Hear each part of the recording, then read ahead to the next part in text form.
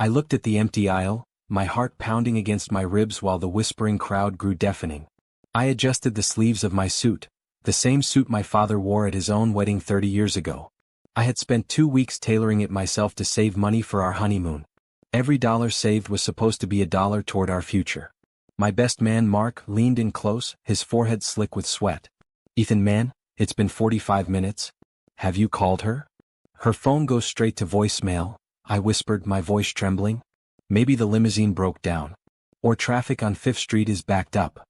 Ethan, look at me, Mark said, placing a heavy hand on my shoulder.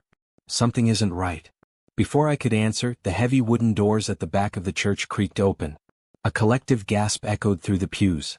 I straightened my tie, expecting to see Clara in the white lace gown I had worked overtime for 6 months to help buy. Instead, Clara walked down the aisle alone. She wasn't wearing a wedding dress. She wore faded blue jeans, a tight black leather jacket, and designer sunglasses pushed up on her head. Her hands rested casually in her pockets. She walked with a calm, deliberate stride, completely unaffected by the eyes of 150 confused guests. Clara? My voice caught in my throat. I took 3 quick steps down the altar steps toward her. What happened? Where is your dress? Are you okay? She stopped 2 feet in front of me. She didn't look injured. She didn't look panicked. Her expression was completely blank, as if she were stopping by a grocery store to pick up milk. I'm fine, Ethan, she said, her voice smooth and devoid of any emotion. You can stop the music. Well, if there was any music playing. I don't understand, I said, reaching out to take her hand. Did something happen to the car? Did your mother? She pulled her hand away before I could touch her. Don't, Ethan. Don't make this harder than it needs to be. Harder. I stared at her, my pulse racing wildly. Clara, everyone is waiting. Our families are sitting right there. What is going on? She reached into her jacket pocket, pulled out the simple silver engagement ring I had given her 2 years ago, and held it out to me. Take it, she said flatly. I looked down at the tiny piece of metal in her palm. What are you doing? I'm calling it off, she said. Her voice didn't waver. It was loud enough for the first 3 rows to hear clearly. I'm not doing this. Clara, please, I begged, lowering my voice to a desperate whisper. If you're scared about money or the apartment, we can talk about it. I just got approved for a promotion project next month. We're going to be fine. She let out a dry, short laugh. A promotion? Ethan, you're a working-class architect. You make blueprints for suburban strip malls and tiny apartments. You've been promising me a grand life for 4 years, and we're still renting a 2-bedroom unit with broken heating. I gave you everything I had. I shouted, the pain ripping through my chest. Every single paycheck. I sold my grandfather's watch just to pay for this venue. And that's your problem, she replied coldly, dropping the ring into my palm. My fingers involuntarily closed around the cold metal. You think hard work is enough. But hard work takes decades. I don't want to wait until I'm 50 to live in a mansion. Clara, who put these ideas in your head? Mark stepped forward, pointing an angry finger at her. He treated you like a queen. Stay out of this, Mark, she snapped, turning her sharp gaze back to me. I deserve a real life, Ethan. A life with someone who doesn't have to count pennies every time we go out for dinner. Right then, a heavy pair of polished leather shoes echoed against the marble floor near the entrance. A man in a tailor-made charcoal suit walked down the central aisle. He had his hands tucked into his slacks, a smug, amused smirk playing on his lips. It was Julian Sterling, the young tech billionaire who had recently bought out the commercial development firm across town. Are you done here, darling? Julian asked, stopping right beside Clara. He didn't even bother looking at me. His eyes swept over the modest wooden pews of the church with blatant disgust. The engine is idling outside. We'll miss our dinner reservation in New York if we stay in this depressing place any longer. Julian? I stammered, looking between the two of them as the horrible truth hit me like a physical blow. You, with him? He offered me the world, Ethan, Clara said, stepping closer to Julian. Julian casually wrapped a possessive arm around her waist. Real security. A penthouse overlooking the city. A life where I don't have to sacrifice my youth waiting for your dreams to pay off. She's out of your league, kid, Julian said, finally looking at me with cold, arrogant eyes. A guy like you builds houses for people like me to buy. Learn your place in the food chain. You monster, I gasped, my fists clenched so tightly my nails bit into my palms. We worked together for 4 years, Clara. I loved you. Love doesn't pay the bills, Ethan, Clara said softly, turning her back on me. Goodbye. I stood frozen at the altar, watching them walk away arm in arm. The doors swung open, revealing a sleek black sports car parked on the curb. They got in, the engine roared to life, and they sped away into the afternoon, leaving me standing in front of a silent, horrified audience with a returned ring squeezed inside my trembling fist. I felt my world shatter, but then a voice from the back row broke the silence. "Stop right there, Julian." The commanding voice cut through the stunned murmurs of the sanctuary like a sharpened blade. I dropped heavily onto the nearest wooden pew, my knees completely giving out under the weight of the humiliation. My hands shook violently against my thighs as I watched an elegantly dressed woman in a navy blue suit rise from the back corner of the church. It was Julian Sterling. She was the chief benefactor of our architectural firm and the majority shareholder of Sterling Enterprises. I had no idea she was even in the crowd. Julian froze near the heavy oak doors, his hand glued to Clara's waist. A flicker of genuine panic flashed across his face before he forced another smug smile. "Mother? What are you doing here?" "I was invited as an honored guest by Ethan's firm," Evelyn said, her heels clicking loudly against the polished marble floor as she strode down the central aisle toward us. Her posture was erect, her sharp gray eyes locked onto her son. "I came to celebrate a hard-working young man's wedding. I certainly didn't come to witness my own son acting like a cruel, entitled monster." "Mother, please," Julian scoffed, waving a hand dismissively, though his voice lacked its previous bravado. "This is a private matter. Clara made a choice. She belongs with someone in her social tier, not some low-level blueprint drawer." "She belongs with anyone foolish enough to fall for your money," Evelyn retorted coldly, stopping right beside me. She placed a gentle, reassuring hand on my shoulder before turning her fierce gaze back to Julian. "Do you think your fortune makes you invincible, Julian? Have you forgotten who holds 80% of the voting shares on the board?" Julian narrowed his eyes, his voice dropping into an angry whisper. "Don't do this here, Mother. You're making a scene. You made the scene the moment you stepped into a sacred place to humiliate an honest man," Evelyn declared, her voice echoing off the stained glass windows so everyone could hear. "Let me make one thing crystal clear. Your CEO position at Sterling Enterprises is subject to quarterly review. If I see one more penny of company capital used to fund your ridiculous, ostentatious lifestyle or buy off young women, I will call an emergency board meeting and have you removed by sunset." Clara's jaw dropped. She looked at Julian, her confidence visibly crumbling. "Julian, what is she talking about? You said the empire was yours." "Shut up, Clara," Julian hissed through gritted teeth, his face turning an embarrassing shade of crimson. "Don't you dare talk to my daughter like that," a rough, booming voice shouted from the third row. Marcus Vance, Clara's father, stood up.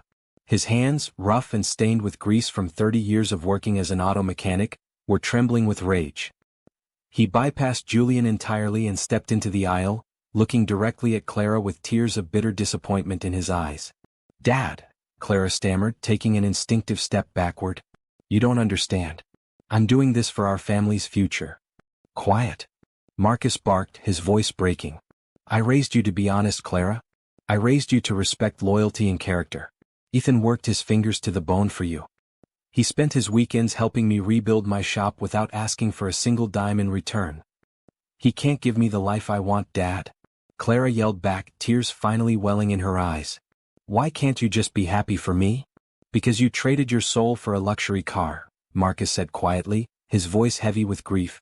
"Look at yourself. You walked into a church in street clothes to break a good man's heart for show.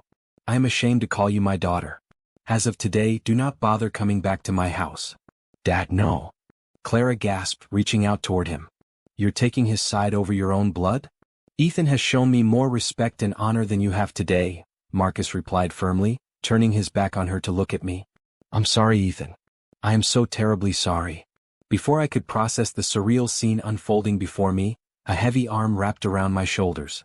I looked up to see my older brother, David. He had just returned from a military deployment 2 months ago, standing tall and steady as a rock beside me.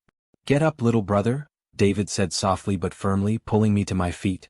"You don't bow your head to people like them." "David, I don't know what to do," I choked out, staring down at the returned wedding band still clenched in my hand. "For years, gone in 5 minutes." "Listen to me, Ethan," David said, forcing me to look him in the eyes. "This isn't your defeat. This is your escape. They think they ruined you today, but they just freed you from a parasite." David then turned toward the entrance where Julian and Clara were still standing, looking surrounded and humiliated under the scathing glares of all 150 guests. "You two should leave now," David said, his voice dropping into a low, threatening tone. "Before I forget, we're in a church." Julian swallowed hard, pulled Clara by the arm, and practically dragged her out the front doors. The heavy oak doors slammed shut behind them, cutting off the sound of the sports car's roaring engine outside. The church remained quiet for a brief moment until Evelyn Sterling turned back to me with a warm, resolute smile. "Ethan," Evelyn said softly, "my offer for the downtown urban renewal project still stands. In fact, I want you to lead it as the principal architect. What do you say?" I wiped a rogue tear from my cheek and took a deep breath, feeling the cold air fill my lungs. "I'll do it, Mrs. Sterling. I'll build something they can never tear down." I buried my pain under blueprints and concrete, determined to build something they could never tear down. 3 months had passed since that devastating day at the church. 90 days of waking up at 5 in the morning, unrolling massive rolls of draft paper across my kitchen table, and working until my eyes burned from exhaustion. "Ethan, you need to eat," David said, slamming a takeout box of greasy Chinese food onto my desk, covering a half-drawn structural diagram. "You've been staring at those elevation plans for 10 hours straight." "I can't slow down, David," I replied without looking up, my mechanical pencil scratching steadily against the thick paper. "Mrs. Sterling gave me full control over the riverfront renewal project. If I pull this off, my architectural firm becomes a major player in the state. And you'll prove to everyone that you didn't need Clara to be successful," David added, taking a seat on the folding chair across from me. I paused, my hand hovering over the paper. "This isn't about Clara anymore. I stopped caring about her approval the moment she walked out of that sanctuary." David chuckled softly, opening his carton of noodles. "Is that why your phone buzzed 3 times while you were in the drafting room?" I reached into my pocket, pulled out my phone and tapped the screen. Clara's social media profile was open. Her latest post featured a high-resolution photo of her standing on the deck of a massive yacht in Miami, wearing designer sunglasses and holding a glass of champagne. The caption read, "Living the life I was always meant for. #upgrade #no regrets." "She's trying to provoke you, man," David said, pointing his chopsticks at the screen. "She tags her location every single day. She wants you to look. She wants you to beg for her back." "She's wasting her time," I said quietly, locking the phone and setting it face down on the table. "I haven't messaged her once and I never will." "But look closer at that picture, David." "What do you mean?" David leaned in, squinting at the screen. "Look at Julian in the background of that picture," I explained, leaning back in my chair. "He isn't even looking at her. He's on his phone, sitting 10 feet away while 2 other women are sitting at his table. Clara isn't his fiancée. She's just an accessory he bought to spite his mother." David grinned, shaking his head. "You're sharper than you used to be, little brother. Pain makes you observant," I said, taking a deep breath. "Yesterday Mark told me he ran into Clara's father at the auto shop. Marcus told him that Clara called home crying last week." "Already?" David asked, raising an eyebrow. "It's only been 3 months. Apparently Julian doesn't give her access to his credit cards like she expected," I said, a slight, cold smile touching my lips. "He buys her expensive dresses, forces her to attend his corporate dinners to smile for photos, and then leaves her sitting alone in his penthouse for days. She traded true freedom for a golden cage." "Sounds like karma is moving faster than usual," David said, tossing his plastic fork into the trash. "So, what's your next move with Mrs. Sterling?" "The final presentation is tomorrow morning," I said, standing up and stretching my aching back. "The City Council and the Sterling Enterprises Board will all be there. Evelyn told me Julian is going to try to pitch a competing commercial contract to block my design." David stood up, walking over and clapping a heavy hand onto my shoulder. "Are you ready to face him?" 3 months ago, I was a broken man standing at an altar in a tailored suit," I said, looking David dead in the eye. "Tomorrow, I walk into that boardroom as the lead architect of the biggest project in this city. Julian Sterling has money, but I have the talent. He can't buy what I'm about to show them." "That's my brother," David said proudly. "Do you want me to drive you to the corporate headquarters tomorrow?" "No," I replied, grabbing my roll of blueprint tubes and sliding them into my leather carrier bag. "I want to walk in there alone. I want Julian to see that I don't need a bodyguard, a sponsor, or a miracle. I just need my own 2 hands." My phone chimed on the desk. I flipped it over. It was an unknown number, but the area code matched Clara's new Miami line. A short text message sat on the screen. "Ethan, are you in town? We need to talk about what happened." I stared at the glowing letters for 2 seconds. I didn't feel rage. I didn't feel heartbreak. I only felt a strange, liberating numbness.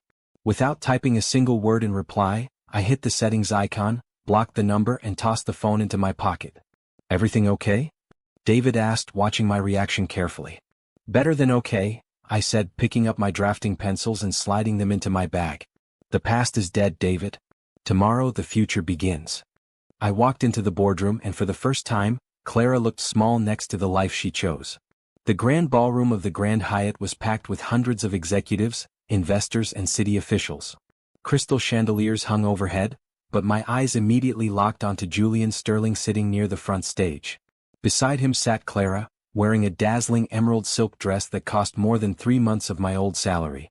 Yet as I watched them, her back was stiff, and her hands were fidgeting nervously in her lap. "Nervous, Ethan?" Evelyn Sterling asked, stepping up beside me in a sharp black blazer. "Not at all, Mrs. Sterling," I said, holding my leather portfolio tightly under my arm. "I'm ready." "Good," she said, her voice dripping with quiet authority. "Because my son thinks he bought the city council's votes for his commercial high-rise project. Prove to them that beauty and community matter more than steel and corporate greed." As I walked toward the backstage area, Julian caught my eye. He let out a loud, mocking laugh, making sure the nearby board members heard him. "Look who made it," Julian called out, leaning back in his chair with an arrogant grin. "They let draft boys into the VIP gala now? Did you bring your little plastic ruler, Ethan?" Clara looked up, her cheeks flushing bright red. She looked at me, expecting me to shrink away or stutter as I used to. Instead, I stood tall, offering Julian a calm, pitying smile. "I brought something much better, Julian," I said, my voice steady and resounding across the nearest tables. "I brought a design that actually meets structural safety codes, unlike your firm's last proposal." A few board members chuckled behind their hands. Julian's smile instantly vanished, replaced by a sudden flare of rage in his eyes. "Watch your tongue," Julian spat, slamming his glass onto the table so hard champagne splashed onto Clara's silk dress. "You're a nobody living off my mother's pity." "Julian, stop," Clara whispered urgently, reaching out to touch his arm. "People are staring." "Shut your mouth, Clara." Julian snapped, tearing his arm away from her touch so violently that she winced. "I didn't pay $10,000 for that dress so you could tell me how to act in public. You're here to look quiet and pretty, not to give me advice." The surrounding table fell dead silent. Clara froze, her eyes wide with humiliation as tears instantly filled them. She looked around the room, realizing that dozens of wealthy executives were watching her get berated like a disobedient child. She lowered her head, utterly crushed. I didn't say a word. I simply looked Julian dead in the eye, adjusted my suit jacket, and walked up the steps to the main stage microphone. For the next 20 minutes, I presented the Riverfront Renewal Project. I spoke with passion, detailing the green spaces, affordable housing integrations, and modern architectural techniques. I didn't stumble once. When the digital renders flashed on the massive screens behind me, the room erupted into applause. "The board has made its decision," the mayor announced, stepping up to the podium beside me. "The city officially awards the $50 million downtown contract to Ethan Miller and Sterling Evelyn Development." The room burst into thunderous cheers. Evelyn stood in the front row, clapping proudly, while Julian sat frozen in his seat, his face pale with fury and disbelief. He had lost the contract. After the official announcements ended, I stepped into the quiet side hallway to grab a glass of water and call David. "Ethan." I turned around. Clara was standing near the emergency exit doors. She had wiped away her ruined mascara, but her eyes were bloodshot and swollen. "Clara," I said neutrally, keeping my distance. "You shouldn't be back here." "I saw your presentation," she choked out, taking a hesitant step toward me. "It was incredible, Ethan. You looked so confident up there. So powerful." "Thank you," I said coldly. "Now if you'll excuse me, I have guests to meet." "Ethan, wait. Please." She rushed forward, grabbing my forearm with trembling fingers. "Please, just listen to me for 1 minute." I looked down at her hand on my sleeve, then up into her eyes. "Let go of my arm, Clara." She released me instantly, her shoulders shaking as she began to sob openly. "I made a terrible mistake, Ethan. A horrible mistake. Julian, he isn't who I thought he was. He's cruel. He treats me like a piece of furniture he owns. He yells at me, he controls where I go, he doesn't care about me at all." "You chose him," I reminded her softly without a hint of anger. You told me on our wedding day that love doesn't pay the bills. You said you didn't want to wait to live in a mansion. I was stupid, she cried, wringing her hands together desperately. I was blinded by the money and the luxury. But none of it matters if I'm miserable every single day. I miss us, Ethan. I miss the way you looked at me. I miss how safe I felt with you. That man you left at the altar doesn't exist anymore, Clara, I said, looking down at her with complete clarity. You broke him 3 months ago. We can rebuild it, she begged, tears streaming down her face as she reached for my hand again. You're successful now. You won the contract. We can have everything we ever dreamed of together. Just give me another chance. I looked at the woman I had spent 4 years loving, the woman I had sacrificed my savings for, and I felt absolutely nothing. No desire for revenge. No lingering heartache. Only total, peaceful indifference. I saw the fear in her eyes, the realization that she had thrown away true devotion for conditional vanity, and now she had neither. Without saying a single word, I stepped backward out of her reach. I turned my back on her tears, walked through the double doors, and stepped back into the brightly lit ballroom to celebrate my victory. I didn't have to lift a finger to destroy them. Their own arrogance did the work for me. I realized revenge wasn't about hurting them, it was about watching their own choices catch up to them. Over the next 2 months, I stayed focused entirely on my work, supervising the groundwork for the riverfront renewal project. Meanwhile, the headlines in the business news told a very different story. Did you see the morning paper, Ethan? David asked, dropping a fresh copy of the Financial Times onto my kitchen table alongside 2 mugs of hot coffee. I haven't had time to check, I said, stirring sugar into my cup. What happened now? Evelyn Sterling pulled the plug, David said with a smirk, tapping the front page headline. She called an emergency board meeting yesterday afternoon. After Julian lost the city contract to your firm, she ordered a full forensic audit of his entire division. I picked up the paper and skimmed the article. It says here they found millions in mismanaged company capital and hidden debts. It's worse than that, David added, taking a sip from his mug. The board officially voted him out as CEO last night. They froze his personal credit lines, repossessed his luxury fleet, and filed charges for financial misconduct. He's completely ruined. And Clara? I asked, setting the newspaper back down. Word travels fast through Marcus, David said softly. The moment the bank auditors showed up at Julian's mansion, Julian blamed Clara for being a jinx. He threw her stuff onto the driveway and kicked her out onto the street without a dime. Before I could answer, a soft, hesitant knock echoed against my front door. David looked at me, his eyebrows raised in surprise. Are you expecting anyone at 8 on a Saturday morning? No, I replied, standing up from the table. Stay here. I'll check who it is. I walked down the hallway and pulled the heavy wooden door open. Clara stood on the welcome mat. The glamorous lifestyle she had bragged about on social media was completely gone. She was wearing a faded denim jacket and old sneakers, holding a single battered suitcase by her side. Her hair was messy, her face was pale without makeup, and her eyes were swollen from crying. Ethan, she whispered, her voice cracking as she looked up at me. Please, don't close the door. Clara, I said, keeping my hands resting calmly in my pockets. What are you doing at my apartment? I had nowhere else to go, she sobbed, taking an eager step forward, though I stayed firmly in the doorway. Julian, he lost everything, Ethan. He turned into a monster. He threw all my clothes out into the rain and locked me out. He called me a gold digger and told me I ruined his life. I heard, I said evenly. I'm sorry you had to go through that, but why are you here?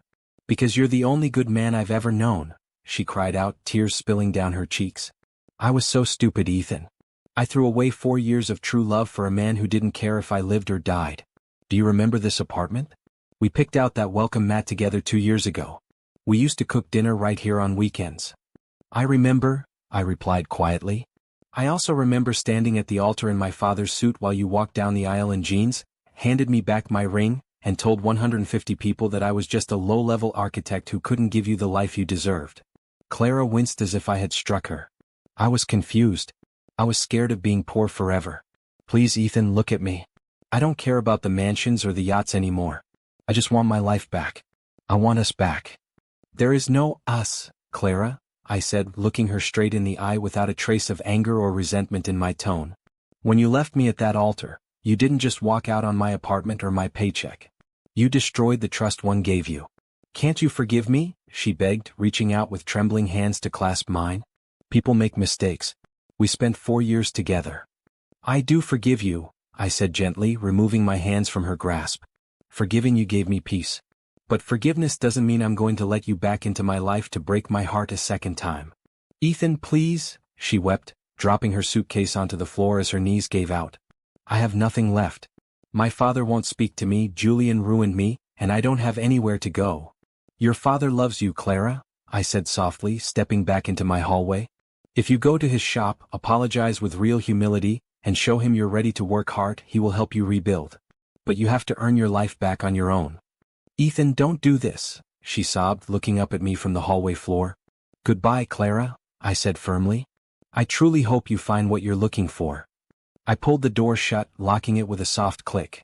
I stood in the quiet hallway for a brief second, listening to the muffled sound of her fading cries outside. You okay? David asked, stepping into the hallway from the kitchen. I turned around, took a deep breath, and felt a wave of complete, unshakable freedom wash over my mind. I'm better than okay, I said, a genuine smile breaking across my face. Let's finish our coffee. I stood on the top floor, looking out over the city skyline, no longer defined by the man who was left at the altar. 1 year had passed since that dreadful afternoon in the church. The morning sun streamed through the massive glass panels of the newly completed Riverfront Community Center. The air inside smelled of fresh oak, polished marble, and new beginnings. Down below in the central atrium, hundreds of citizens, reporters, and city officials had gathered to celebrate the grand opening. It looks even better in person than it did on your blueprints, Ethan, a warm, familiar voice said behind me. I turned to see Julian Sterling walking toward me, her arms folded behind her back with a look of immense pride. I couldn't have built it without your trust, Mrs. Sterling, I said, smiling warmly as I shook her hand. You took a chance on me when I was at my lowest. Nonsense, Evelyn replied with a light laugh. I invested in talent, integrity, and character. And looking at this magnificent building today, I know I made the best investment of my life. Footsteps echoed against the floor, and Marcus Vance stepped onto the balcony. He was wearing a sharp, tailored suit, a stark contrast to the grease-stained overalls I had grown used to seeing him in for 4 years. He held 2 glasses of sparkling apple cider and handed one to me. Congratulations, son, Marcus said, his voice thick with emotion as he clapped a heavy, reassuring hand onto my shoulder. Thank you, Marcus, I said softly, looking at him with deep gratitude. It means the world to me that you came today. I wouldn't have missed this for anything in the world, Marcus said, looking around the glass atrium. You know, when my daughter made her choice, I thought I lost a family. But standing here with you today, I realize I didn't lose anything. I gained a real son. Evelyn smiled, taking a glass from Marcus's tray. To Ethan Miller, a man who built his success out of the ashes of betrayal. To Ethan, Marcus echoed, clinking his glass against mine. To the future, I said, taking a sip as my brother David walked up the stairs to join us, wearing a broad, proud grin. Hey, big shot, David called out, nodding toward the wall-mounted television screen in the VIP lounge behind us. You might want to take a look at the local news. We all walked over to the screen. A live news broadcast played on muted audio, displaying a banner across the bottom. Julian Sterling indicted on fraud charges. Former tech CEO faces trial. A quick shot showed Julian being led down court steps in handcuffs by federal agents, looking disheveled, defeated, and stripped of his former wealth. The broadcast then cut to a brief segment about local small businesses, showing a quick clip of a modest diner downtown. A familiar face appeared on screen for a split second. Clara, wearing a simple waitress uniform, clearing dishes from a booth table with a tired, somber expression. David looked at me cautiously. Does that bother you, Ethan? I stared at the screen for a moment. There was no surge of anger in my chest. There was no quiet feeling of cruel satisfaction or delight in their misery. The painful wounds of the past had healed entirely, replaced by a deep, quiet calm. No, David, I answered honestly, turning my back on the television screen to face the sunlit atrium once again. It doesn't bother me at all. Everyone eventually reaps what they sow. They made their choices and I made mine. That is true wisdom, Ethan, Evelyn said quietly, looking at me with profound respect. You didn't let their cruelty make you bitter. You used it as fuel to make yourself better. I spent a long time thinking my life ended on that altar, I said, looking out through the tall glass windows at the city stretching toward the horizon. But now I realize it was just the foundation. I had to lose everything I thought I wanted so I could build the life I actually deserved. Down on the main floor, the mayor approached the podium and tapped the microphone, his voice echoing through the speakers. Ladies and gentlemen, please welcome the principal architect of the Riverfront Community Center, Ethan Miller. The entire atrium erupted into loud, unanimous applause. Hundreds of faces looked up at the balcony, clapping and cheering for the work I had created with my own 2 hands. David slapped my back with a proud laugh. Go on up there, little brother. The crowd is waiting for you. Marcus gave me a firm nod, and Evelyn gestured toward the grand staircase with a smile. Go ahead, Ethan, Evelyn said softly. This is your moment. I took a deep breath, adjusted my jacket and stepped toward the stairs. I wasn't running away from my past anymore, nor was I looking back in regret. I walked down the steps with my head held high, ready to step into a bright, limitless future built entirely on my own terms.